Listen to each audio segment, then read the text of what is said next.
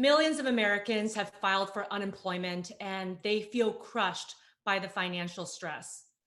And listen, we can all get hopeless right now, but I don't want you to feel that way. I want you to feel empowered. And there's no time like today to learn more about financial literacy skills. So, here to address some of your concerns is certified financial planner Anthony Perez. Anthony, welcome. The stock markets, the 401ks are all taking a dive. People are freaking out, and some people are really losing access to their jobs. So, what can they do right now? Well, I think that what you can do is start with what you have control over now, which is your budget. If you can look and separate the needs from the wants in your budget, it allows you to make do with less.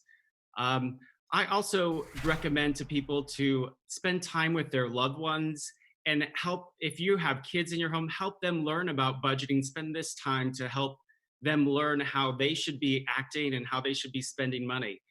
Every time I look through my credit card statements, I usually find some membership that I didn't know that I had. This is the perfect time to get rid of those memberships, and everybody should be doing that. And financial literacy skills are so important for adults and for children. And it's a really great time to start teaching some of these simple and practical skills. So, what advice do you have for people who might need a loan right now? There are all these different options out there. And I think people are confused or desperate. They might just be grabbing onto whatever they can find. But some of these are irresponsible choices. Can you explain?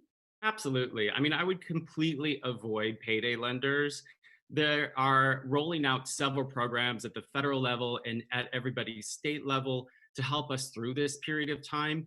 I think that if you spend time reaching out to your local communities, like your churches, or um, anything that you can do to help bridge that gap between while you don't have an income is very valuable. I know that there's beefed up unemployment benefits for everybody. There's even small business benefits in this new stimulus package that I think that there's a lot of small steps that will hopefully help you.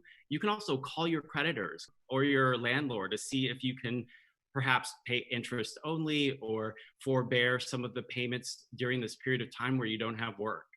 And I'm really glad, Anthony, that you mentioned stalling fixed debt and trying to get your creditors and empowering yourself to talk to them, talk to your creditors, because a lot of them have actually already sent out sympathetic emails and notices saying, listen, we're going to have a special plan for this period of time. And I'm so glad that some state jurisdictions have also moved towards this as well. As we know, one of the most important assets that anyone has right now is housing.